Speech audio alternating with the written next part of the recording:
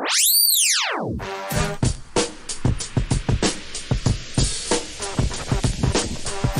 time for the shop report with Barbershop Jay.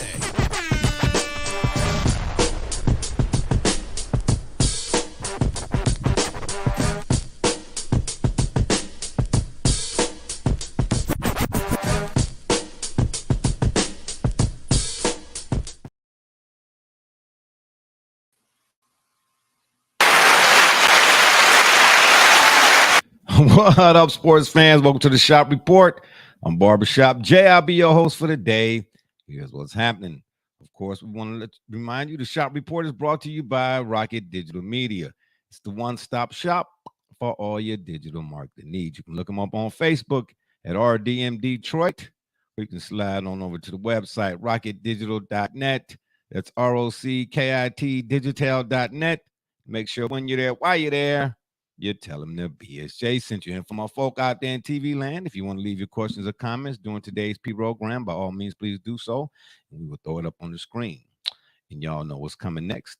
If you're one of them folks who wants to leave a question or comment that's indignant or ignorant in nature, it won't be seen on this screen. Matter of fact, here's what you'll get.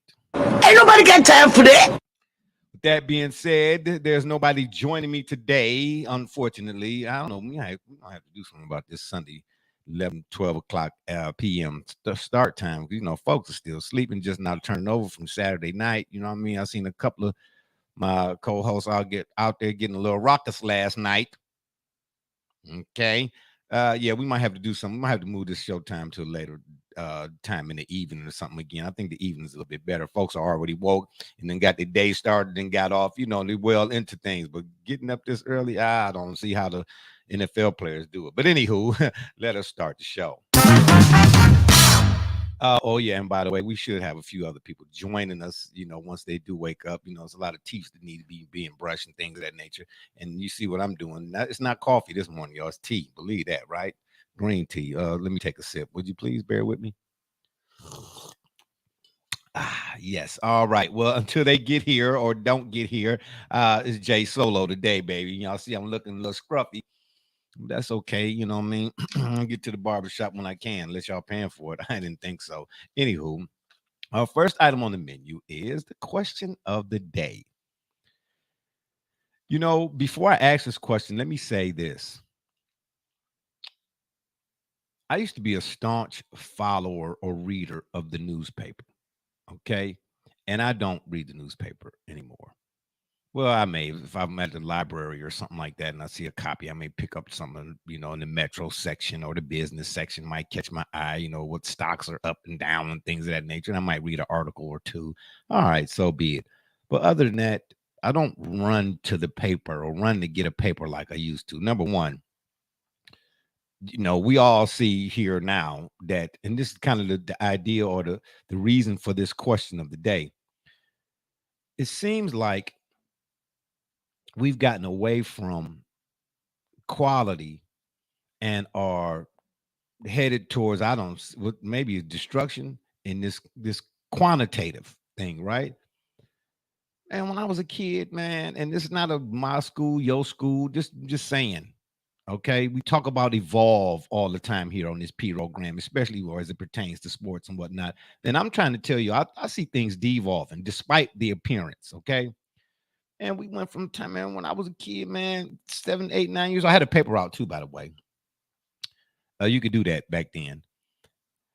A Sunday paper, man, my grandfather, most of the time, my cousins and I, we were at my grandmother and grandfather's house, mom and grandma, shout out to mom and grandma. They were indeed everything to everybody. But my grandfather, we'd go to the store on a Sunday, and you know, he would do his grocery shopping. He'd take us with him. You know, hey, we called him Gramps. Hey, Gramps, can we get this? Can we? Yeah, throw it in a cart. Throw it in a cart. We go to get a Sunday paper, man. Now I'm embellishing a little bit here, but it took all 12 of us. It was only 3 or 4. I'm just saying, to carry the Sunday paper. And you get the Sunday paper home, man, and put it down, man. If you didn't set it down correctly, it would break the coffee table. That's how heavy this thing is. Now, this is the Sunday paper. All rough in one sheet, basically. And not to mention, And this is why I say about evolve versus devolve. A Sunday paper back then was probably, I don't know, $1. I'm old. All right, am I telling my age?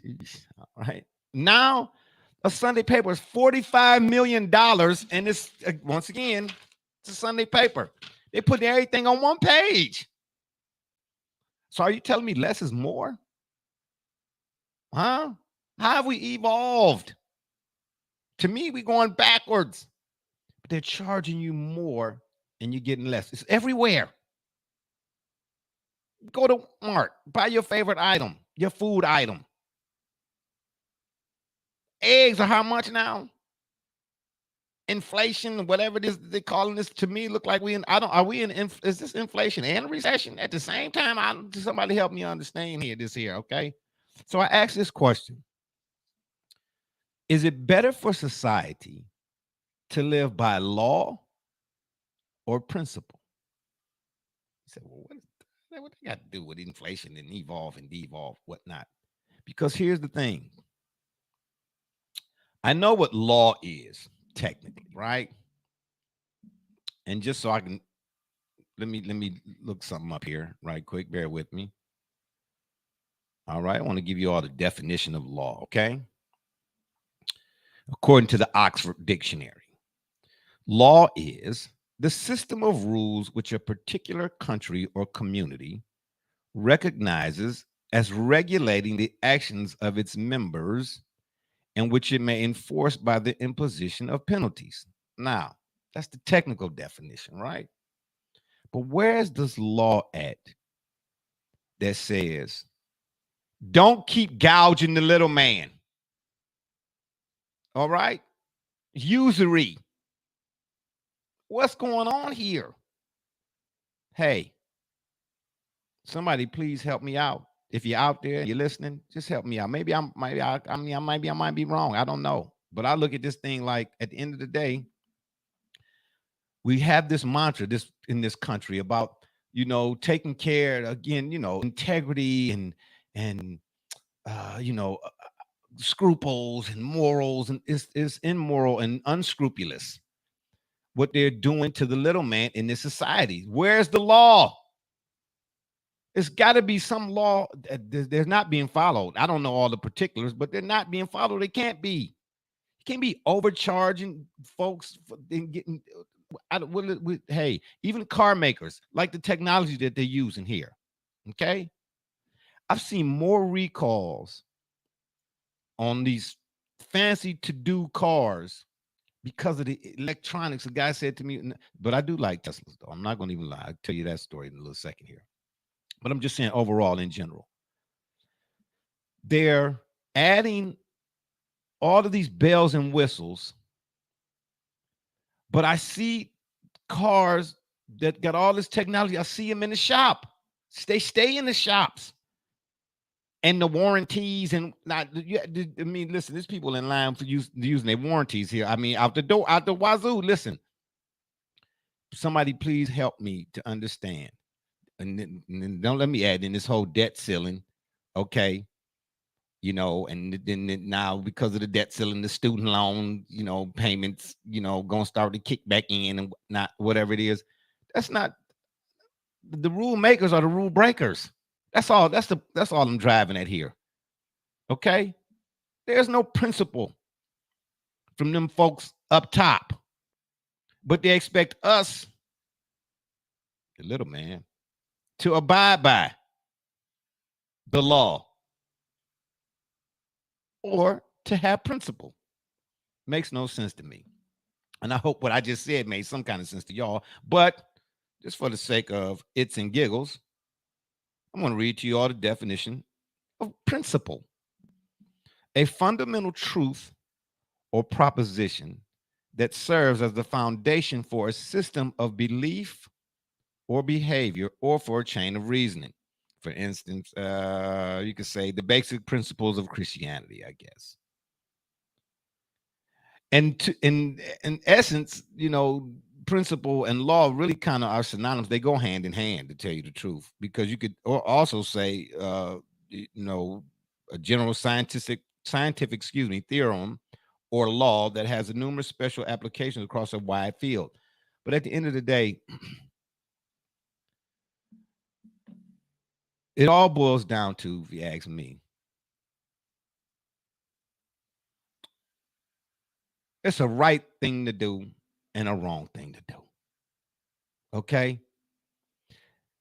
You turn the TV on, man, you take a look at your newscast here lately, and you can't tell me that as an individual in this country, you're not asking yourself this question: where is this all going?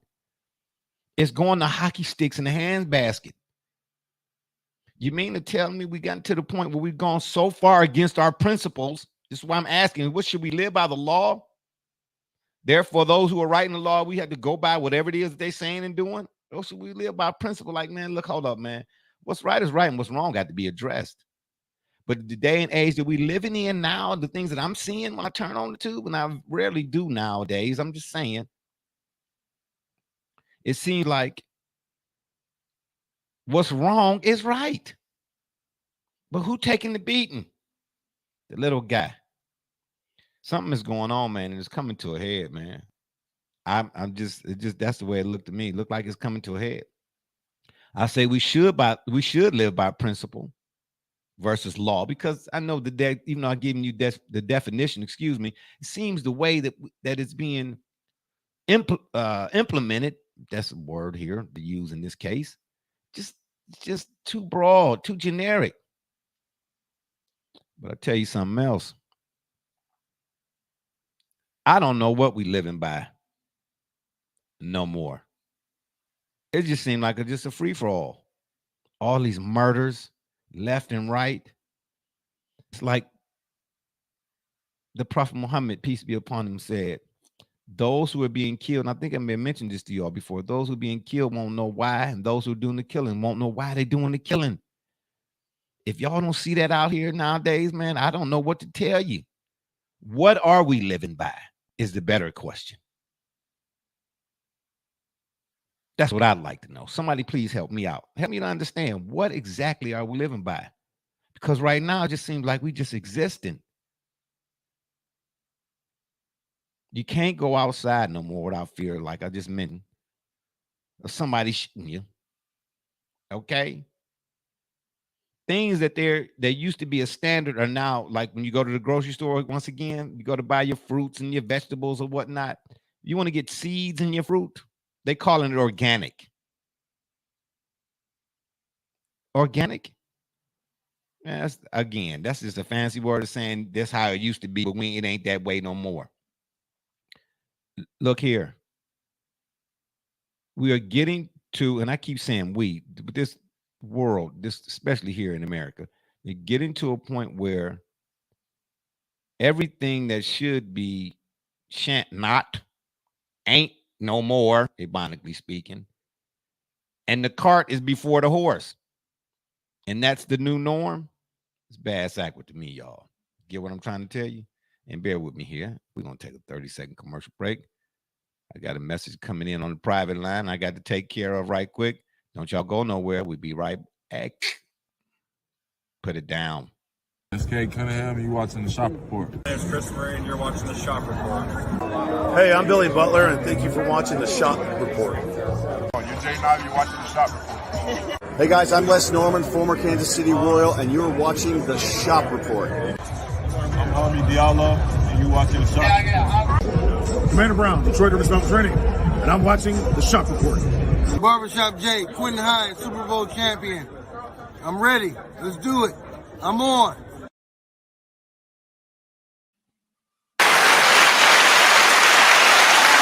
Sorry about that. Yeah, I'm telling y'all, we got to go back to 8, 9, 7 p.m.s in the evenings. Oh, my gosh. Just early morning start or early afternoon start is just brutal. But anywho, yeah, I just food for thought, you all. You know, I just wanted to know. Somebody help me to understand, man, where are we going? I'm just trying to figure out what set of rules are we trying to live by here, or what set of rules should we be living by? So, and somebody help me so I'll know which ones to pick and choose, because you know what I say about time. You can't get it back. And it seems to me like we're wasting it, a whole lot of it. Okay. All right. Let's keep things rolling right along here. You understand me? Our next item on the menu is what he said. Adam Silver. And here's what's interesting. Y'all know I like to read, right? And I like to read here on this P program, excuse me. So if you bear with me once again, I'm going to pull up this article in regards to the NBA's in-season tournament. And this is very, very interesting. At least I thought so. From The Athletic, and it reads, this article does, Adam Silver's NBA's in-season tournament to feature different uniforms and finals played at a neutral site. Now, excuse me, we've been kind of discussing this here on the P program time or two, a couple shows back or whatnot. But this goes in a little bit more detail as what's about to take place here. And I'm not even so sure that, I don't know, is this an attempt to make the product better? Or is this an attempt to, well, yeah, it's got to be an attempt to make the product better. I don't know. Who knows? Let me read it here and you all can tell me. Because for all of what it looks like, they seem to, the NBA, have to come up with this to bring back the viewership that they may be losing. You know, we did that on I think the show before last. We talked about the viewership declining, and we may have discussed a little bit of this then, but let me read this article to you all. The NBA's upcoming in-season tournament will look different visually, NBA Commissioner Adam Silver said at the Sports Business Journal's World Congress of Sports Conference a couple Tuesdays ago. Here's what you need to know. The players will be wearing different uniforms, Silver said. Maybe the court will look different. You'll know that it's not just a regular season game. Silver shared other details, including that the final four teams will play at a neutral site. Additionally, regular season games will also count as cup games, which run through November. Now, let me stop right there. When we discussed this somewhat in the last P program, I think Gully was here and he was mentioning how there should be some sort of, like, for draft picks or something or another. I can't recall what he was saying in particular, but there should be some sort of draft pick compensation or whatever. Because, like, what's the point of it all? What else does Silver say about this tournament? That after the initial round of the tournament, there will be a knockout round, then pool play, ultimately ending in 4 teams remaining. Now, I understand that they do this. Double J has mentioned this, and Brother Rich, when he was here, mentioned a time or two that they do this in the some of the soccer leagues. I don't know all of the soccer leagues, the UEFA's or something, or whatever the case may be. They do that in soccer. But if I'm not mistaken, there are more teams. I mean, and again, the way Double J explained it, I think there's much more of a benefit to why they do it in soccer. I don't see the benefit here, is what I'm driving at. Anyway, he says that will be the end of the tournament after these 4 teams are left standing. He said, we'll go to a neutral site to do that, to play that 14 game. And he says this will all take place in November and December of the season. So, I don't know. He says, Silver did, the idea is to create new games of consequences during the regular season. Are they really doing that here, though? I don't know. Good question. If you're out there listening, please weigh in. Let me know, because I don't really see the significance, or I don't see I don't see how the consequence. I just don't see it. How are you creating new games of consequences during the regular season? I just don't see it. You know, maybe I'm off base with this next line, but you know, players are already talking. I mean, they're already low managing, you know, and talking about season being too long as it is. You know, I know it's still game and within the season, but you know, what do you, I just don't see it. What do you get for playing this in-season tournament? Anyway, he goes on to say, Silver does, the idea is to create new game. Taking a page from European soccer, where they play for multiple cups throughout the season. He said, right, okay, we think taking nothing away from the Larry O'Brien Trophy and the ultimate goal of winning a championship, that you can create another competition within the season that becomes meaningful. Will it, though, is the question. maybe not. Okay. And there's a recognition that new traditions are not built overnight. Let me read that again because I don't even know. Whoa, whoa, whoa, whoa. He said, we think taking nothing away from the Larry O'Brien trophy and the ultimate goal of winning a championship that you can create. Whoever wrote the article, maybe I'm just misreading or they just miswrote. I'm not sure, but bear with me, y'all. That you can create another competition within the season that becomes meaningful. So, trophy meaningful, or I think to Gully's point a couple shows ago, give us a draft pick. I don't know, guarantee us a spot in the top 5 in the lottery or something. That's meaningful. A trophy, another trophy means what? So you can say that you won the in-season conference tournament of champions. I mean, why not just, stop the game at halftime and play, world chase tag or something like that, Oh, and speaking of which, there was something that Jeff Van Gundy said, and I'll get to that too as well. I was trying to save it, but I think I'm in agreement with Jeff Van Gundy. Bear with me. Anywho, he says again that you can create another competition within the season that becomes meaningful. And there's a recognition that new traditions are not built overnight. Yeah, okay, got you. Just as the play-in tournament has had significant value. That's what I'm trying to say. You got the play-in tournament, okay, but I don't think that there's no trophy for the play-in tournament. I mean, yes, it's interesting. He said, I think this cup tournament will as well have significant value. I don't know. He added that he thinks fans will be intrigued by this, intrigued by the idea. But here's the deal. Once you see this thing play out, if it don't pan out, it's going to flame out. Got me?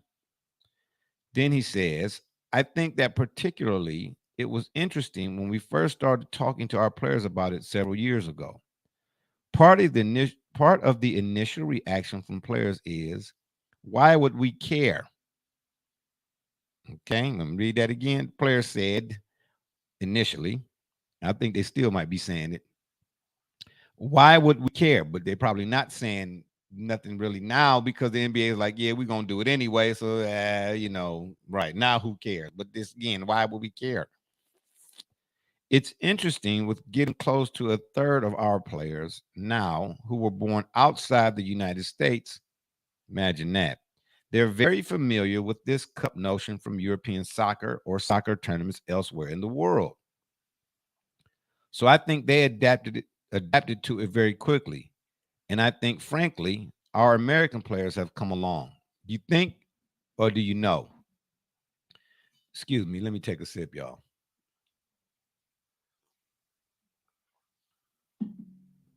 Yeah, because I don't think the American players are buying into that. I don't. I think that the NBA, once again, is saying this is what we're doing. Yeah, because, it's global now. I mean, it's really, really global now, this NBA, and the star power and such, the Lucas and the Giannis's and so on and so forth.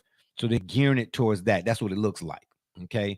And American players are just kind of along for the ride because, everybody's favorite champion is on his way out, okay? So who's the American-born players that are really maybe can step up, not necessarily to fill those shoes, but step up and be that next person? Embiid is not an American-born player. Who we're looking at maybe? Jason Tatum, depending on which Jason Tatum show up on what day. Jimmy Butler, the idea is kind of intriguing, but I don't know. He's still, he got a few, a little bit there in the tooth too. I don't know. De'Aaron Fox, I don't know. Pick a guy. So I don't know if the American-born players are really down with this. I don't think so. But anyway, many colleges, he says, aside from the NCAA tournament, they have a holiday tournament or other things like that. The concept isn't that different. But as I said, there's work to do in terms of finalizing exactly how this is going to be presented to the fans. Yeah, I bet you it is. It better be some work. You got to be. I mean, you didn't put it out there. Don't put it out there if you ain't already got a blueprint of some sort. Now you can make addendums and adjustments along down the line, along the way, or as you go along. But you should already you saying this is what's going to happen. Give us the fans some idea of how it's going to be structured or how this is going to be implemented, because you really haven't done that just yet.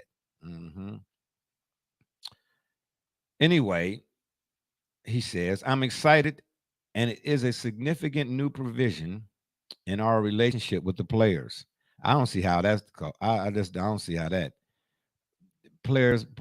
I'd like to. I wish I could have a conversation with a player and behind the scenes, so to speak, and really get their thoughts. I wouldn't put their name out there, but I'd really like to know what they think about this in-season tournament. You're doing too much and not enough, fundamentals, so to speak, with teaching players, about the game, if you ask me. But anyway, that's another story for another day. Oh, and shout out to Zach Edey, I believe, who's going back to Purdue. This whole NIL and money deal type of stuff or whatever it is, we're going to start seeing a lot more juniors and seniors in college, okay? That's all I'm saying. Anyway, Clippers owner Steve Ballmer called the in-season tournament a very cool idea. It adds a new point of interest. I'm a fan, he said. Yeah. I'm not until I see what it looks like. Well, you all know my take on today's NBA anyhow, in general. To the young man that asked me a couple weeks back, well, why are you still watching? Which I've been constantly asked that question all the time. You got to, hey, listen, you got to have, as in the movie The Great Debaters, you got to have somebody who's for, okay, and against. All right, there's two sides of a defense. Okay, you don't go to the courtroom, whatever it is, it's just a doggone prosecution. You got to have a defense attorney. Even if I don't want to go in the courtroom that day. All right. That's why I still watching. Plus, we still do this here. So what the hell? All right. We're going to do that there. But yeah, at the end of the day, I'm not too sure about this in-season tournament, nor whether or not a fans like, those out there who still follow it to a T, if they'll be, I just don't know what the whole point of it is. Okay, you got the play-in the play-in tournament. Folks have kind of bought into that somewhat, but to have an in-season tournament, I'm just trying to say, man, where does that fit? Where does the in-season tournament fit? In and amongst low management, and then having to watch guys like James Harden not show up. And to Brother Richard's point, any team with James Harden on it, bear with me, y'all, I'm typing something here. Any team with James Harden on it ain't going to win you nothing. And as we can see, that has been the case. They're going to have to shake that team up. They already started with Doc, unfortunately. And shout out to Monty Williams for getting on. That's what I just don't understand what's going on, man. I just need somebody to help me understand the direction that the league is going, the direction that this world is going. Okay, so I can buy a ticket. All right. You know what I'm saying? You got to buy a ticket to know where you're going. That's all I'm asking. Help me to understand where we're going. So, you can't be at the crossroads and standing there all day trying to figure out, should I go east, north, west, or south? You got to figure out something. Just let me know, because it don't make no sense to me. How is this in-season tournament going to fit in with all of the other stuff that's going on? I'm waiting. I am waiting to see that. If they pull that off, the NBA, then, more power to them. But again, I think these are somebody somewhere in the rooms said, they looked at the viewership in totality and they said, man, the numbers are not what we expected them to be. So what do? We got to put lipstick on the pig? Maybe that'll draw them in. I don't know. But I just do not see how this in-season tournament is going to be a good thing. Some players, it's going to be some. I mean, who you going to let? Who y'all highlighting or profiling? Ben Simmons? I'm just saying. Okay, come on, man. Playing for another trophy. What is the trophy's significance? to say that we won the in-season tournament. We get the NBA championship trophy significance, right? You get to say, hey, I'm an NBA champion, not a world champion. Stop it. Cut me in or cut it out. Stop. You're not a world champion. You can't be the Los Angeles Lakers, for instance, beating the Milwaukee Bucks and then say you're a world champion. Milwaukee is in the United States and so is Los Angeles. Okay? I'm just saying. Stop. But, I see the significance of an MVP trophy. Okay? Defensive player of the year, offensive player of the year, rookie of the year. But you won the in-season tournament trophy. And then what are they going to call it? Who are they going to name it after? Charles Barkley? No. I don't know. Stan Van Gundy? I don't, tell me something, but y'all made somebody tell me something. Yeah, but anyway, we'll see how it goes. We'll definitely keep y'all abreast of what's going on with the NBA and this in-season tournament. I don't know. If it works, it works. If it don't, I don't see how. You just add more bells and whistles, man. More Band-Aids to the whole situation. You know what I'm saying? No. Now, if you want to do that again, now is it possible to make the draft lottery even that out? I guess. I don't know. Give everybody a 50% chance. Can you do that? I don't know. I'm just saying.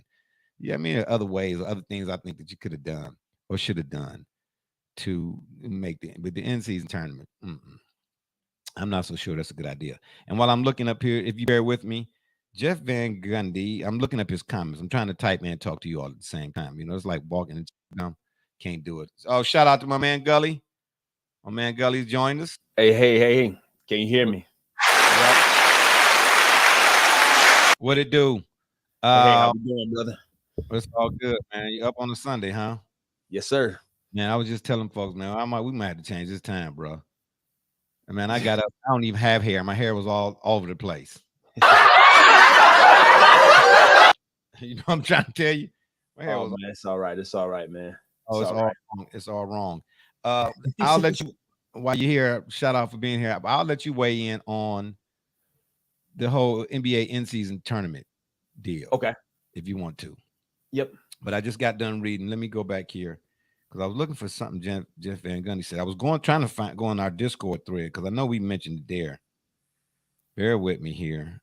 Let me pull it back up. Adam Silver. This again comes from The Athletic. Just to paraphrase or just be brief here, the NBA is coming up with an in-season tournament. Yep. All right. He says the players will be wearing different uniforms for what? Okay. He said maybe the court will look different. He said, but you'll know it's not just a regular season game. And he said other details, but here's a few key ones I thought here, okay? Number one, he said after the initial round of the tournament, there will be a knockout round, then pool play, and obviously with 4 teams left standing. He said, and then they'll go to a neutral site to play that 4-team game. He said, this will all take place in November, December. That's another thing that stood out to me. The time of year. The time of the season. Well, I guess they come right out of what? Training camp, not training camp. What is it? The preseason is October, basically. So October, November, December. So that's at the start of the beginning of the season. But I'm just trying to figure out how do you have an in-season tournament? I know we've kind of talked about this before, but how do you do that, man? How do you mix that in with load management and and players already talking about the season is too long? I know it's within the season, but who wants to?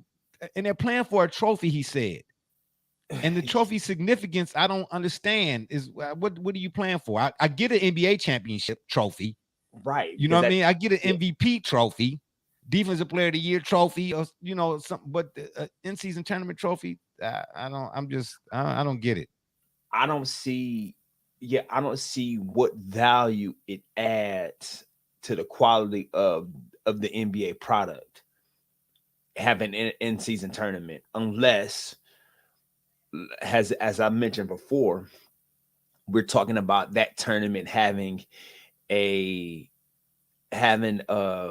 effect on your franchise's future, right? being like, hey, draft pick, hey, a top 5 or top 10 unprotected or top 10 maybe protected or unprotected draft pick in the next year's draft to incentivize a team in a position where they're trying to build quickly to be able to do that, right? So imagine the Spurs, if the Spurs do the obvious and draft Wembanyama.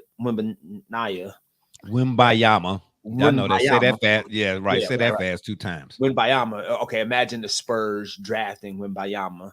Okay, and then an in-season tournament that would allow them the possibility of getting another top 5 or top 10 protected draft pick. Now they have 2 rookies that they have the opportunity to have young talent year over year to quickly be able to grab a more talented or having a talented team and be able to build on that. Otherwise, I don't know what I'm watching. I don't understand how this is going to be any more appealing or adding to the game. Right. You're not, what are you adding? That's what I'm saying. What are you adding? What value to the overall product is being added by an in-season tournament? I don't even think Adam Silver, he just basically listed its structure. He hasn't even listed what its appeal will be. He haven't even sold us on, hey, why this will help the league. Like, sell it to me. You're not even selling it. You're just telling me this is what's going to happen and this is how it's going to work. Sell it to me. Even tell me the pen, even though if I got a book of, even though I got a bag of pens, sell me another one. He can't even do that. He telling me the pen exists and it's going to write and it's got a cap. And okay. And I already got a bag. Yeah. And I already got a bag of them. Yeah. I don't see. I just think this is adding insult to injury. Yeah. I just think you're doing too much to try to substantiate your product. Right. There are other things you could do that'll make it more appealing. Like, for instance, this is another thing I was going to add. I was hoping that before I said this, that one of you or Double J would have jumped in on here, and I'm glad you did. Here's the other thing that Adam Silver or the NBA, there's a report that I think now would draw more fans back to the game because it levels the playing field. Okay. The NBA plans to penalize flops with a technical foul and a free throw in game. All right. Yeah, that's what I had to do. I had to get the sleep out my eye too. How do you like? Yeah. So it's just only challenge I have is all right, stopping the play, right? Because if a flop, that means they got to be looking for it, right? So if a player flops, because initially the flop drew the foul, so are they going to review every foul and then determine, oh yeah, he flopped? Then you draw the foul. You draw the foul, for example, offensive guy driving. You draw the charge, but then they got to review the charge and say, oh no, I'm sorry, it's not a charge, it's a flop. Now you get what I'm saying? How you going to spot that? Yeah. But I tell you what though, I definitely applaud the effort. I mean, yeah, because that's not what basketball was. Basketball wasn't drama. Like, if you want, right? It's funny. The way I look at it is, it's a lot of basketball fans that don't watch wrestling. But if you want dramatized action, they going to the NBA now instead of WWE. Yeah, I mean, because that's what a flop is, right? Yeah, you know what I'm saying. So yeah, so definitely, definitely. I just want to know how it's going to work. What's the mechanic, if you will, by for them being able to spot that foul or being able to call it out. You know what I mean? That's all. But yeah, definitely. We got a couple comments here. Hello, CGL. I won't say the last part of your name here, but I am saying your name. At the beginning of the show, we say, you didn't say anything, Mr. CGL, or I don't know if it's Mr. or Mrs. Forgive me if I'm butchering one or the two or messing up one and both. But at the beginning of the show, just to let people know again, if you're one of those folks that wants to leave an indignant or ignorant comment in nature, you won't be seen on this screen. But it's not what you said. I don't know. I'll call you CGL. Well, all right. What do you, Gully? Can you seeing this too as well? Probably not. All right, CGL narcissist. That's what he calls himself. Are you? Is it a he? Oh, yeah. I don't. Yeah, I don't know. Yeah, I got to. Oh, okay, got you. All right, got you. That's what that is. Okay, I got you. Okay, Mr. CGL. No. You didn't do nothing wrong, Mr. CGL. Are you trolling us? That's what we. No. Don't apologize. Don't apologize. We welcome any and all comments, but you know what we try to do here. We try to keep things clean. You know, on the level, on the up and up. So you don't have to apologize. We welcome any, and we say if you want to leave a question or comment, by all means, please do so, and we'll throw it up on the screen. You wanted attention. Okay, well, you get it. Is it Mr. or is it this CGL? I don't even know if I want to know what acronym stands for, but also all right, you got your attention, Mr. CGL or Mr. CGL. It's all good. But if you want to leave a comment, you know, that would be admirable, I guess. Thoughts on Kanye? Thoughts on Kanye? What are your thoughts on Kanye? Which Kanye? This new one or the old one? Yeah, that's what I said too. At the end of the day, man, I don't know. That sort of kind of lends itself to what I was talking about earlier. I asked a question. It was our question of the day. Is it better for society to live by law or principle? He says the new one. By law or by principle? Or by principles. What I'm saying is we've gotten away from the things. Well, you got to articulate what the, see, I'm struggling with the differences. What are principles if they're not laws? What are laws if they're not principles? Okay, well, what I meant is like law. Well, I read the definition. I want to keep us going because we got to talk hoops too. Yeah, okay, for sure. But just in general, he's saying the new Kanye. What I'm saying is there used to be, and the idea that we do this, people say, y'all old school, but we have young. TJ is a part of this platform. He a young guy. Gully, you still relatively young. Double J is relatively young. I'm the only, me and Brother Rich, we the only old on the P program. So it's not an old school versus new school thing. What I'm saying is there are things that used to be done in a certain manner where society functioned cohesively. Okay. Now it seems like the things that we're doing are going against the grains that we've set forth and said these are how things should go. You know, it's things that make sense to do. They just don't make sense no more. Like for instance, the example I gave earlier. Bear with me, y'all, while I collect my thoughts. Y'all know the 68 Buick, the transmission be slipping sometimes. But the idea is, on one hand, you turn the TV on, or you go a place and you hear somebody talking, saying something about how, you know, upstanding and morally, and, you know, using all these adjectives to say what's so right about what's going on in this country, in this world, but in this country in particular, right? Then you turn around and be like, well, wait a minute. Why are you charging me more for less? What's right about that? Yeah. Well, the law says we can, if due to inflation, we can do . So, but sometimes it's the principle of things. You must have got your first energy bill already.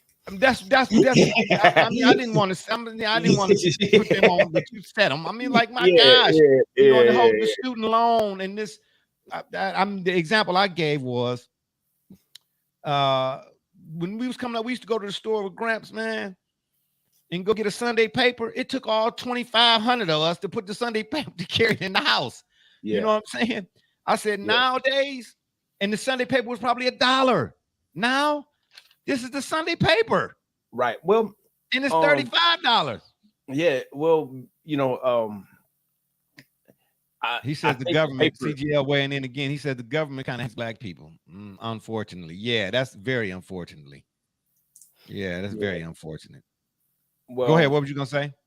I can't say the Sunday paper. Your paper analogy is a bad example, but in the sense, in some respects, I don't think it's quite applicable. What you're saying, they're probably more better. There are other examples. See, I'm sure information travels so fast that Sunday paper, by the time you get it, right, it has to print and then get copied and then get here, right? by the time you print it, by the time it gets to my doorstep, I've already would have seen it on my internet, right?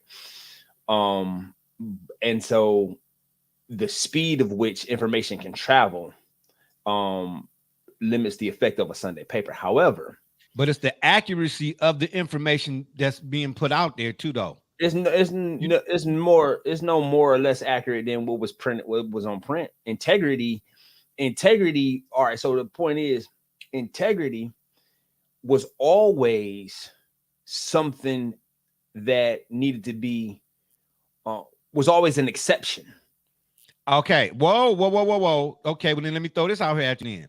Because Pete Franklin or Skip Bayless, who you taking?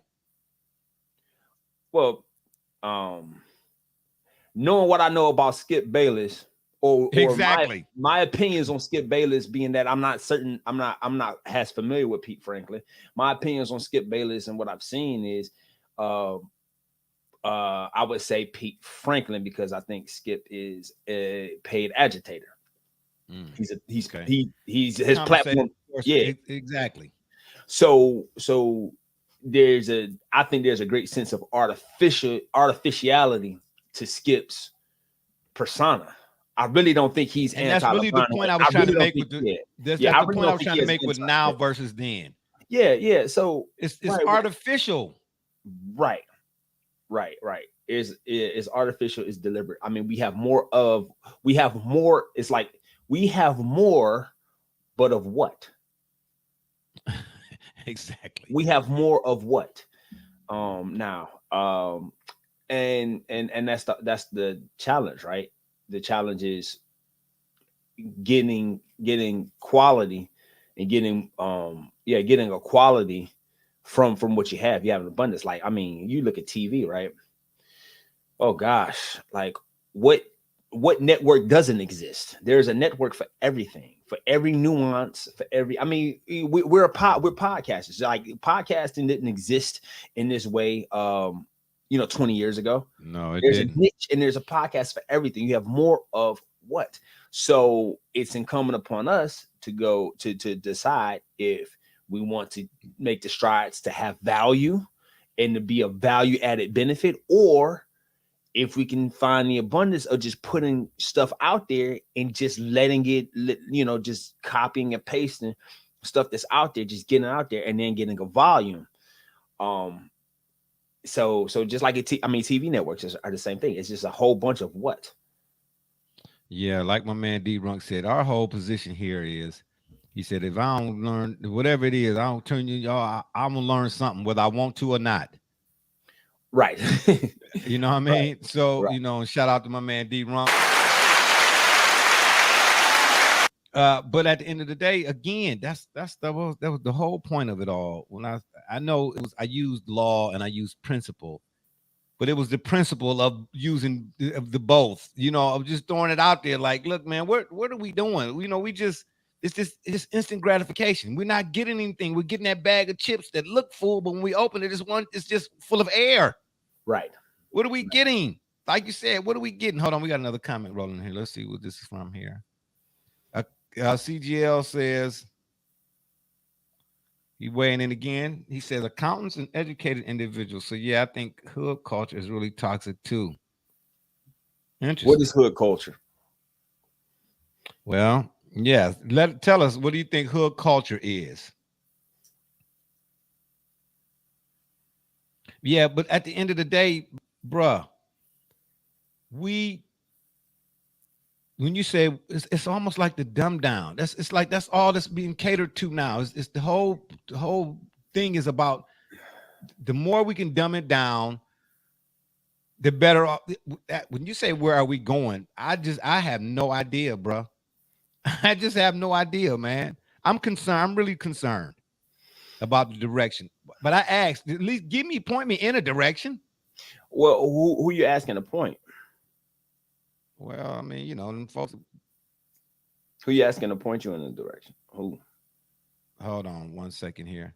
No, CGL, I didn't leave out your previous. I said the government kind of hates black people. You said you left out my previous comment. No, I didn't. I read it as opposed to showing it. I think is maybe what I did. My bad. whoever's running this asylum. Can I say that? Forgive me. Whoever's running this institution. Watch this whole debt ceiling deal. Watch what's getting ready to happen, man. How would not relieving folks of student loans or give them some significant take off of that? How would that help the American people? You are you with me? Wait, say that again. Okay, the debt ceiling. You see, they just reached an agreement on the debt ceiling. Yes. Okay, and as a result, folks who owe student loans, they're getting ready to start getting taxed. You know, it's about to start coming down the pike again, right? Yep. How would student loan debt relief? Did I say that right? Okay. How would that not how would that not have been a benefit to so many American people that this is what I just don't understand nowadays in this country. The older I get, the more and more confusing it gets to me. Okay. And it's not dementia. Okay. Because I do read. Reading helps to stave off dementia. Okay. But I do say again, the mind be slipping like the transmission on the 68 Buick. What I'm saying is, bruh. Nah, our vote matters. No, okay. We got to figure out why they need that to stay on the book. See, it's necessary because it's too obvious that if you relieved that albatross from Americans, then they would only put that money, Americans, back into the economy properly. I mean, when I say properly, I mean they will not buy more. You know, you'd free it up. You what you want though, right. So what I'm saying is, why does it? So it needs to stay there. Why does it need to stay there? The reason why I'm saying it is because people are not gonna pay it back. Pay what back? The student loan. The student loan. Like they're not gonna be paid back. Maybe they will. You know what I'm saying? They might, but I don't know. Like, I'm not certain. To me, the key I'm guessing is what was the significant loss that that the government would have lost if they would have forgiven the debt. What is the I don't loss? know, but all I know is I turned around, I looked at and gave who they give $500-something billion, $1 million to, but the America ain't got no money. Oh, right. So yeah, how do we justify saying, all right, hey, if we cancel the debt, then those people would generate find ways to generate revenue by other investments in other vehicles that are also taxable, that the government would have got the money back. Like, maybe I'm thinking about it too simply. Right? I don't know. Because they give us a stimulus, and what do we do with stimulus every single time? We go to Best Buy, exactly. And we go to Walmart, exactly. And we go to Amazon, and get the money right back. Exactly. So I don't understand why. And so when you talk about, and here's the thing, when we talk about student loans, right? All right. Yeah, okay, maybe gender studies. Appreciate that, CGL. He said at the shop report. Yeah. Sometimes my hand ain't as quick on the button. Shout out to that. He's saying at the shop report. Yep, that's us. Yeah, so like certain degree programs, you know, may not. There's the criticism about what you went ahead and got into student debt for, but I don't think that criticism is warranted when you say, "Hey, I want to become a physicist, or I want to become a doctor or pharmacist." That's going to require significant, specific, targeted, high-level education. In which case, those people incur a significant amount of debt, especially if you think about the medical profession. Once you graduate, after all those years, probably like a decade and a half of studies after high school total, right? Between taking your all the studies, right? You come out and then you got all that debt. Plus, because of the profession you're in, You got to have yourself insured a ridiculous amount of ways because of your profession. You got to have all types of malpractice insurance and other insurance. So you got all this debt, but you make $200K.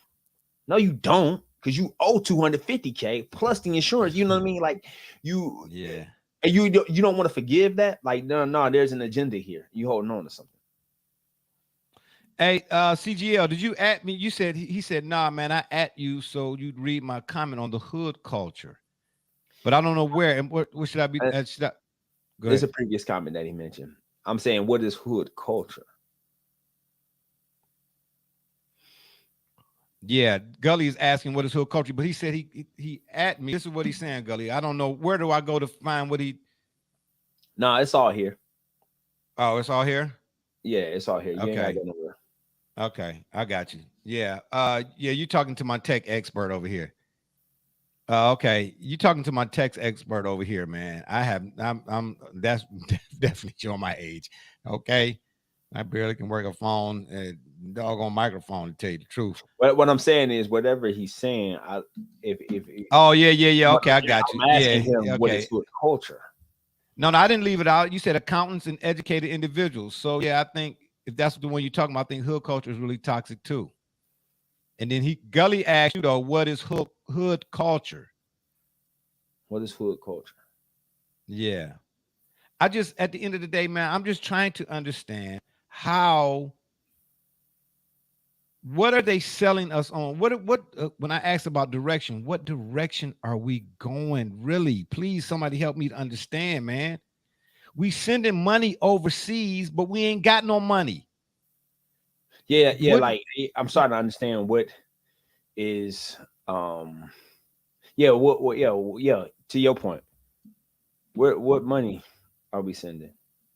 Like what money? Yeah, like what money? Like what is it worth? Why? How do we have money? We can't. That's what you can't. You got people right here in your own backyard who are suffering from student loans, whether they willingly or unwillingly knew what they was getting into or not. There's something on the docket for you to be able to relieve them. Maybe not all of the debt, but enough of the debt so that they could get back on the plus side of things. Yeah, you understand? So, but here's how this works. I'll get to your comment in a second. Here's how this works. In my eyes, I could be wrong. Every campaign, when it comes time to vote and whatever the case may be, these people are out front and center. Vote Democrat or vote Republican, whatever the issues are. You're begging for my vote, but then I ask you for a chance to relieve me of some of my student debt. No. I'm just trying to see how one work with the other. We so broke, but I keep saying we. This country is so broke, but they sending money overseas to folks. I mean, help me to understand, bro. Right. I don't get it. I don't get it. I don't know where or what we're going or what we're driving at, because clearly the direction isn't paved out. Plus, I think the biggest problem is we're comprised government-wise of two philosophically. Hold that thought. He asking CGL. He asking if he can come on the podcast. Yes. Listen, what you have to do is you have to send us your email. Send us your email. You won't, unfortunately, not for today's show, because we're getting ready to wrap things up here in a minute. I got a 9 to 5 I got to go to here in a little bit. But yes, send us your email to the shopreport365@gmail.com. All right. The Shop Report, all one word, obviously. The shopreport365@gmail.com. Send us your email, and then we will add you to our invite list for next Sunday's show. And then you can come on the show. But you have to have a hardwired connection, meaning when you get the invite, there are instructions. The StreamYard will give you. The StreamYard invite has instructions as to how to go about best utilizing this platform. Okay, from the viewer or the guest's end. Did I say that right? Ooh, Wi-Fi doesn't really. You can use it, but it doesn't really work. Your audio and your video will be real choppy or whatever. So what you want to have is like a desktop, laptop, and Ethernet connected directly to your modem. You know, that way you don't get an interruption in your signal. Yeah, when we send you the invite. But yeah, send us your email at the shop report, not but send it to the shop report 365 at gmail.com. And then we'll take it from there. We got to keep things rolling though, so we can get on out of here. Man, we appreciate everybody that weigh in. Y'all got to bear with us. This Sunday start time is really messing with me. And the 9 to 5 I do, man, I'm already 172,000 years old. I'm just saying. Just grateful to see another. See, he went to school in Gotham, right? His first classmate was Bruce Wayne, so he's a bit. Okay, I got you. Oh, so the sunshine and the light. He's not used to that. You know what I mean? He's not used to that. Typically, he would have his Cleveland Browns tapestry over that window back there, because he'd have his Deshaun Watson tapestry over that window there, so that way, you know what I mean, he can still feel like it's the nighttime, right? But we man's hustling. Now, if you're talking about Gully, yeah, absolutely, that's who hustling. Now he's trying to hustle me. Hustle, man. Anyway, we get to our last item on the menu. I got to get ready to get up out of here, man. The last item on the menu. Oh, oh man, dag nabbit. Oh my gosh. Yeah, you all won't hear me saying too many profanitaries on this. None. I try not to anywho. Hoop Central, the last item on the menu. I don't know, Gully. We might have to change this time, man. Hey, come on, man. I'm not woke until 2 p.m. Listen, man, come in and cut it out. Anywho, man, stay the course, bro. Stay the course. We'll talk about it. We'll talk about it. All right. Yeah, you keep saying that. Anywho, let's talk about the NBA Finals so far. Game one. Game one was in the books. Yeah, game one was. I for one am glad to finally see some basketball versus basketball. Yes. Okay. Joker is a throwback. You know what? I'm just gonna let y'all do the shit. I'm done, man. I'm done. Well, it's been fun, but we gotta run. Check us out. Yeah, that's what I'm just trying to tell you. You might as well end it now. Joker is a throwback, and the Butler did it. Well, he didn't do it in game one, but the Butler been doing it, and he's a throwback as well. Listen, I think. Go ahead. Yeah, go ahead. I think Miami get at least 2 games. Mm-hmm. But Joker, man, he on a whole nother level, bro. He on a whole nother level. Listen, Oh, wait. Before you go, I know. Yeah, I know. CGL asked one last question. I know. Do y'all think forgiving student loans is the real solution? Not the solution, but it is a solution. Put more money. Yeah. And this is the last thing I'm gonna say. Then Gully, you can have a last say. Then we go back to our finals talk. Put more money back into the American folks' pocket. However you need to do that. Put more money back. Give us more income, or put more money back. And not as a stimulus. Put more money back into put more money back in our pockets, so to speak, instead of putting money in the pockets of folks in other countries. Right. That's I think that's a solution. That explain the intellectual or moral justification behind not forgiving an American's pursuit of higher education for the purpose of that person contributing admirably to this society versus foreign aid to a government that you ultimately can't control. Shout out to that may or may not do with what they state with the money that they're giving. It's like almost like a bait switch. It's a net positive. If I'm studying at Johns Hopkins, and exactly, and I'm going into, what I'm about to do with this. I'm not about to. You look at the way the pharmaceutical industrial complex is. I'm about to eat good and contribute well to this already known system here. If with this degree, so forget this, so that way I can go ahead and become a doctor at this university with this healthcare system that we have that is on one hand great, but on the other hand not so great. So that way I can start contributing. But no, you want to have me labor in the system with all that debt, plus still contributing to this at the same time, money that could help me further do what I need to do. Help that money can help me help us. If us is America. Exactly. I just don't understand that. But listen, you won't help me out. You'll go help somebody else out, but won't help me out. But you want my help when it come time election time. Yeah, no. That's why I say, man. And then on the flip side, let's not mention, and there's, if I could be wrong, and forgive me if I'm saying this wrong, but is there not some sort of folks talking about other people coming into this country illegally and all that other type of stuff? Yeah. What I'm saying, folks, you would have a problem coming to this country. You sending them money. No, all of it. Come on, man. Yeah, cut me in and cut it out, bro. That's all I'm saying. Yeah. He says, CGL said again, you can give money to poor people, but they'll just give it back to the rich people. Shake my head by buying LV and Gucci and luxury. I can't argue with him on that. Yeah, I can't argue with him on that. Hey, listen, but we got to get this finals thing out the way. But we glad. Shout out to CGL.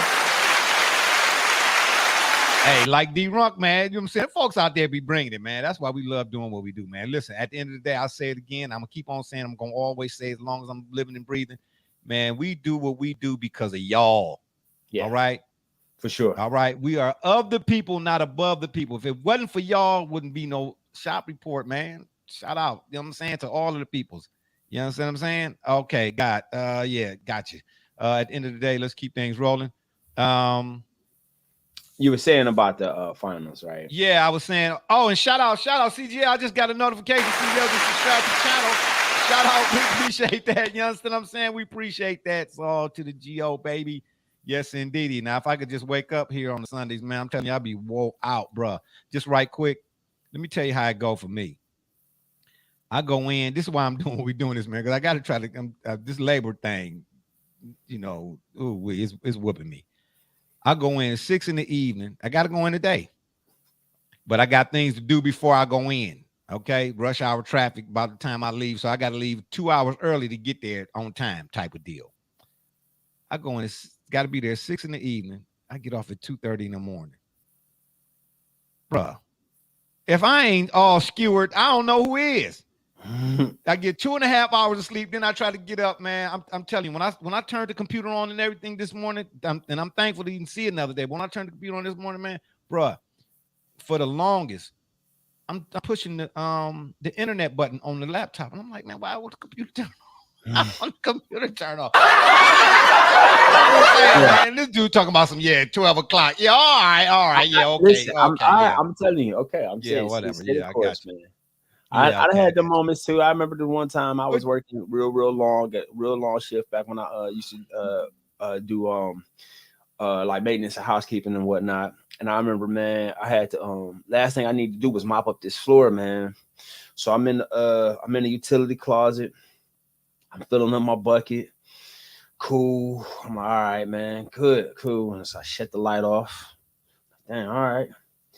I turn the light back on again. Like, okay, cool. I got enough water now. I shut the light off. And I'm like, okay. And I turn the light back on again. I'm like, all right, now I know I got enough water. I shut the light off again. And it was the third time that I shut the light off that I realized, bro, I got enough water. I need to turn off the faucet. I kept turning off the light. Yeah. Exactly. Yeah, I'm having that kind of moment. Thank you for describing the moments I'm having here on a Sunday, on Soft Sundays. Anywho, yeah, but we still, but again, I may have a change in position again. It was a couple things though that I wanted to mention about the finals, about the NBA overall in general, right?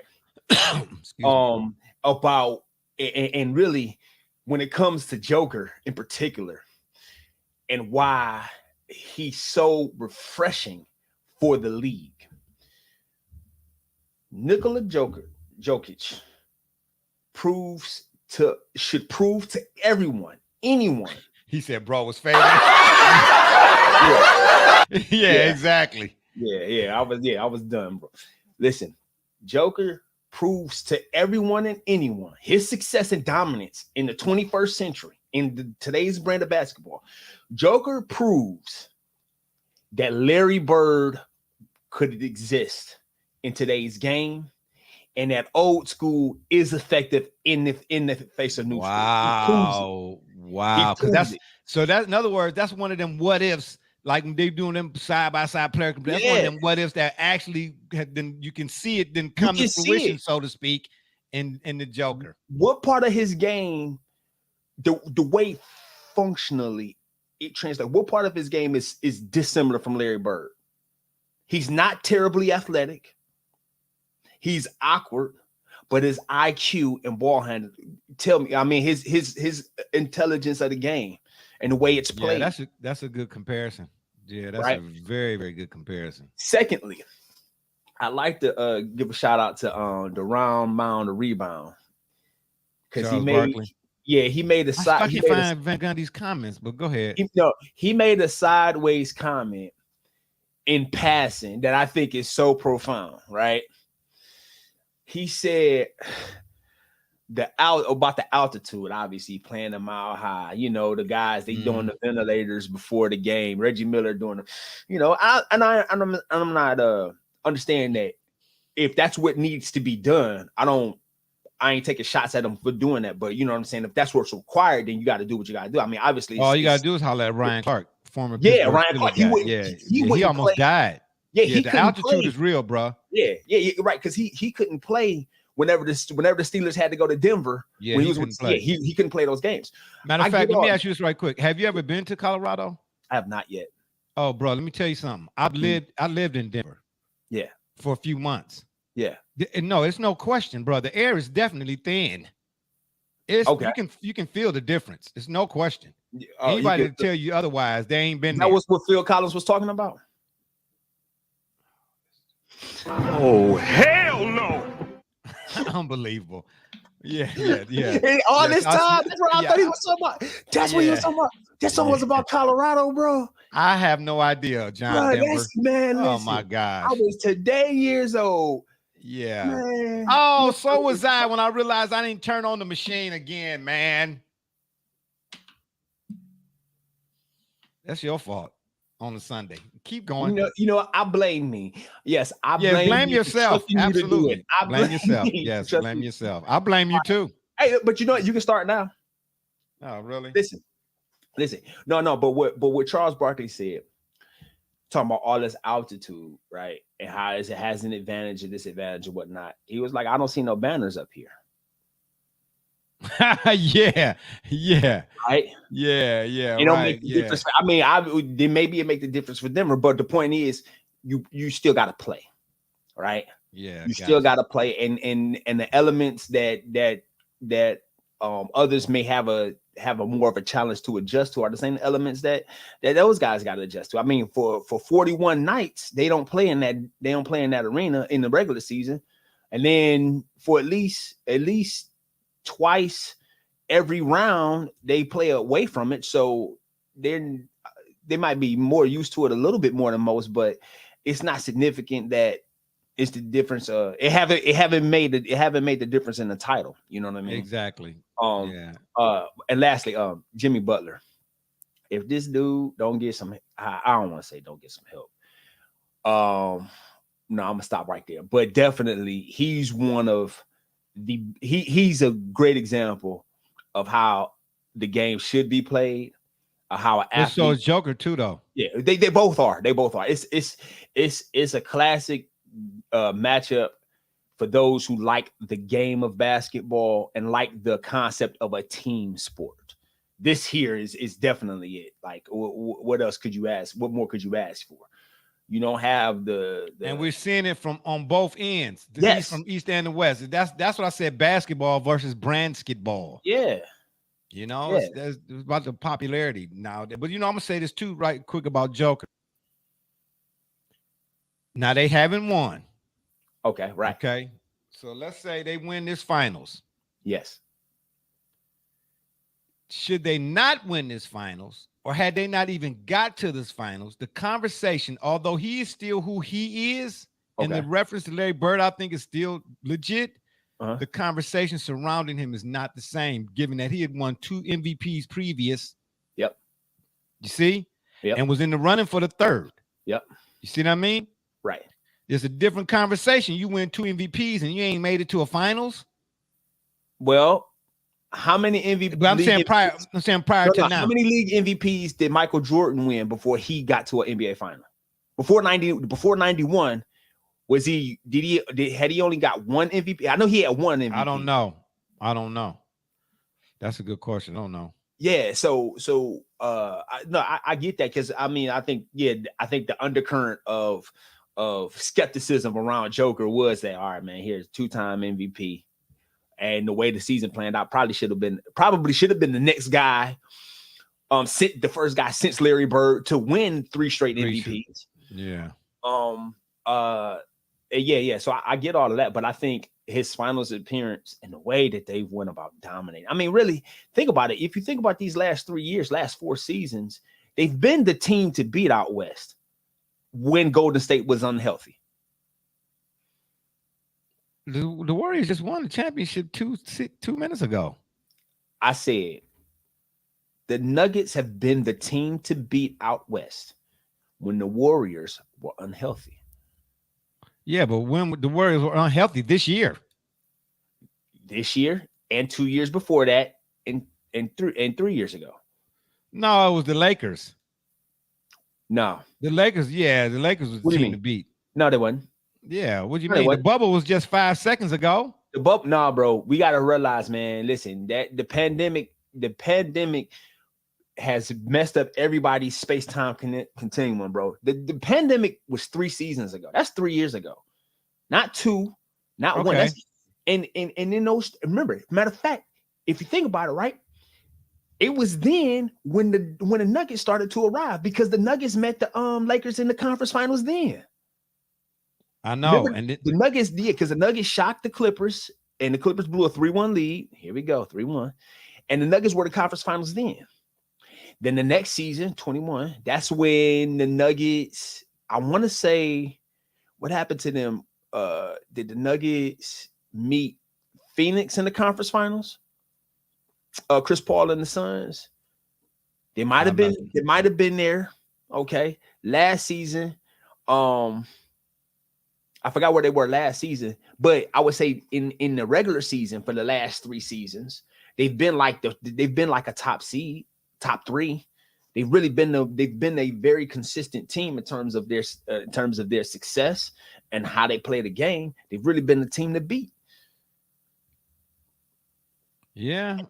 And now, you know, and it's quiet because it's out west, right? So, you know, the media markets and stuff like that. I think the NBA, if they want to do anything about improving their product, they have to spotlight these middle, small market teams. They got to spotlight teams like Denver and Portland and other teams that aren't the Lakers and the Knicks and the I don't know. But you know, we talked about that years ago. We've been saying that. Yeah. Remember, we talked about how you got 30. Your NBA is encompassed by 30 teams. Am I saying that? Is that the way to say that? Okay, so that's your product. Yeah. Your product, but the way if you turn on these talk shows, if you turn them on, right, you would think that the product is only the Lakers and the Celtics. Right. Or the Knicks. Yeah. Well, as of lately, yeah. Right. Yeah. No, they listen, no matter, I don't care how terrible the Knicks were, they always got pub. And it was frustrating to me.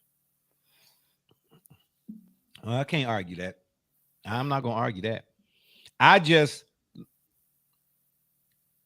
I'm cool with watching this year's finals in its entirety.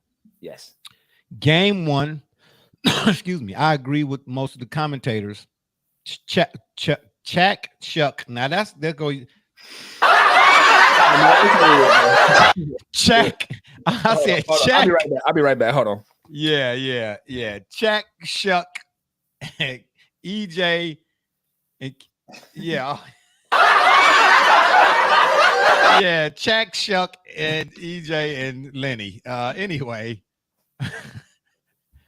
as they have so eloquently put, and I do like them as a broadcast team too. Remember, I talked about the dynamic. They have a very good dynamic, those four. Even when they add another player, no disrespect to the other player they've added, it's still not the same. If like I think they had Jamal Crawford a few times on the broadcast. Yeah. And he just don't. That's Shaq, Chuck, Kenny, and Ernie. Kenny, Lenny. Ain't nobody coming to see you, Otis. Ain't nobody got time for that. They just make a great team. But anyway, they've mentioned a time or two that this is good for basketball. Yeah. I think this is good for the game, for one. Yes, it is. Because even after game one, you're hearing less and less about what's going on with Ja Morant, and I got a feeling he's getting ready to get hammered. He getting ready to get hammered, bro. Yeah. You know what I mean? They literally told you, hey, listen, you in timeout. We'll call you when we figure it out. Like that, they sent him to his room.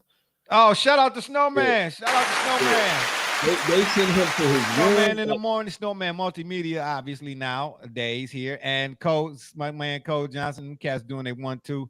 Snowman, yeah, we getting ready to wrap things up here. But Snowman, this is our new day and time, Sundays at 12 p.m. until. But I don't know, man. I'm hanging in there. But go ahead. What was you saying, Gully? I'm hanging. Shout out to Snowman and Cole Johnson. They sent him to his room and say, listen, we're going to talk about it when we're going to think about it when you come out. They say we're going to wait till after the NBA Finals. That means what is about to happen to him is unprecedented and so significant that it would diminish the showcase of Tatler, right? It seems like it's going to be so negative in terms of what's about to happen to him that it would put a shadow over it. Like if they say, hey, you know what, you banned for whatever, yeah, that's all they would have to spend the halftime shows and the quarters and the pregame. Like they don't want the finals to be uninterrupted by this negativity. That's so significant. Like I'd be concerned if I'm Ja Morant. Yeah, but you know what though? Three things. One, I do like Keyshawn, J. Will, and Max every now and again. And Keyshawn brought up a good point in regards to Adam Silver saying that when he was asked that, Adam Silver could have just said, I'm not, basically, we're going to talk about that when the time, I forget what Keyshawn's response was, but I agree with it. In other words, you don't need to say that we'll deal with that after the season. Say there's nothing to report right now. You understand what I'm trying to say? Just leave it, and then let's keep going things rolling. To say that and leave that hanging out there, now, reporters, they're not really looking for the truth. They're looking for 15 minutes of fame. Yeah, you know what I'm saying? That's exactly. So by saying that, we'll deal with that after the season. Now they took that and kind of ran with it. Two, on Ja's end, and it's unfortunate that sometimes you have to learn this the hard way. Keep suckers out your mix. Won't be no static in your story. Right. The dudes that you hanging around, bro. And I get it. It's sometimes tough to get away from that pool and, peer pressure. Even as we get older, there's still some level of peer pressure. You feel what I'm saying? But if you're comfortable in your own skin, then you should be able to say, nah, bro, that ain't the case. But on the flip side, his homie, because from my understanding, he unfriended the dude he was in the video with. Supposedly, I don't know how true that is. I don't know about that because that's the guy. I understand what you're saying. I don't know if that dude is the same as everybody else. Okay, well, all I'm saying is this. The reason why I say that is if the most recent video incident is the one we're talking about here, it was the homie that put the camera down when he saw what Ja was doing. Oh, really? Yeah. When he saw what Ja had in his hand, he was like, "Yo, hey." Okay, so listen. So everybody talking about suckers in everybody talking about your friends, your circle. Like, yo, wait a minute, hold on. I don't know if that dude is. I don't know everything else they get into, but he at least had enough wherewithal to know, like, yo, this ain't good for you, bro. Okay, that's fine. So now let me say this. I don't like to speculate or to assume, but I'll say this: having had my own situations and incarcerations and so on and so forth, once upon a time, let me say this. It's no way in the world. And I'm not speaking for, I don't know. I'm just saying in general. It's no way in the world that you getting in that car with me and I don't know that you got a pipe on you in the first place. Right. So in other words, be that homie before I turn the video on. There's got to be what I'm saying of, to you. Yeah, listen here. Hey, bro, what you hey, come on, bro. Listen. If we get in the ride and if you brandishing like that, I'm sure you ain't just brandish. Come on. I don't know, but you got to know he got it on him, man. You know what, bro? You're not even getting in the ride with me. What is you doing, man? You just got into some 10 minutes ago. Is you crazy, bro? No. Hey, listen. And let me finish it by this, bro. We got family members on everything. They go to get in the car with me. They're like, how come we ain't moving? I said, when you get done drinking that beer, then we'll start moving. Yeah. Ah, man, bruh, I told y'all, number one, y'all got in the ride.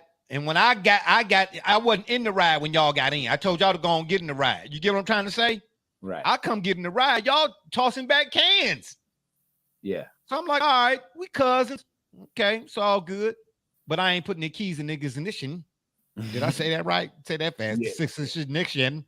No, you said it has it need to be said. They was like, man, come on, man. What you? Nah, bro. I told y'all, no drinking, no nothing. I ain't no too good. Listen, if you don't, this is my car.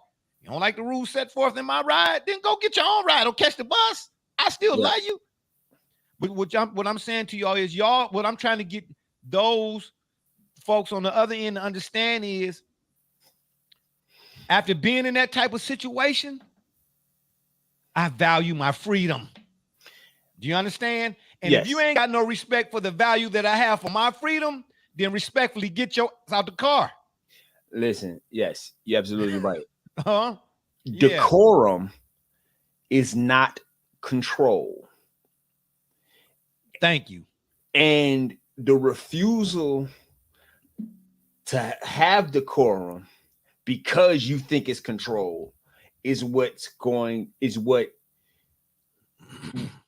takes you out of a lot of situations, or is what forfeits your ability to excel. Forfeits your ability to rise up above your situation, and cost you opportunities. Decorum, like, I don't want everybody to know everything that I'm doing. Yeah, inconspicuous is what it's called too. Yeah.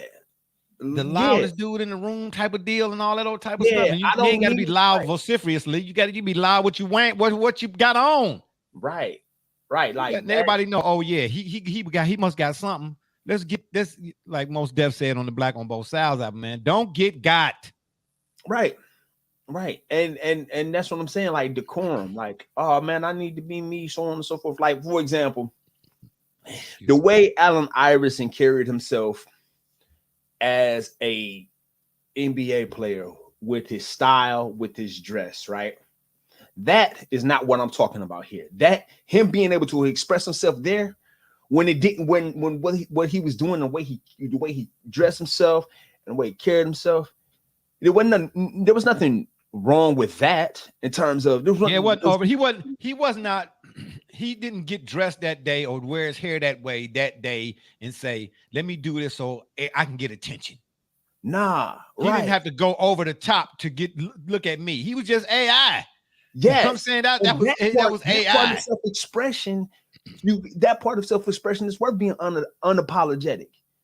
I don't have to. You ain't got to constrain me here. But when we talk about, I'm about to go get into this. I'm about to go and get into this type of action with this type of so and so, and I don't want nobody to be able to tell me what to do or what not to do. That's not what we're talking about at all. And that element of thinking that complicit, thinking that being complicit with that or having decorum, you know what I'm saying, is a way of controlling you and who you should be or who you are as a person. It's gonna get you caught up. Because you see what's about to happen. Yeah, you're about to see what's about to happen to him.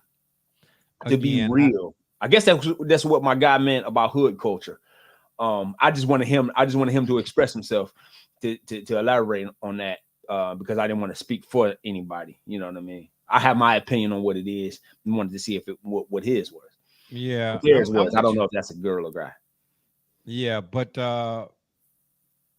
yeah, this whole idea of whatever it is and whatever it means, man, I think it's it's in a lot of cases a false bravado that go along with it too, man. It's the whole concept, not the whole concept, but a lot of it is cool points.